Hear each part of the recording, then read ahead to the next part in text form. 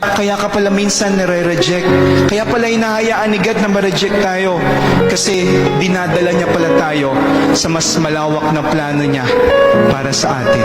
Baka kaya ko sinasara minsan sa atin yung ibang pintuan, yung mga maling pintuan, kasi meron palang inihahandang unique at tamang pintuan ng Diyos para sa ating lahat.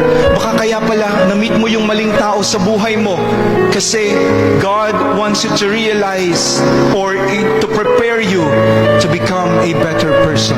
Baka kaya pala we meet some unfaithful friends kasi ang gusto ng Diyos matutunan natin yung kahalagahan ng pagpapahalaga sa pagkakaibigan.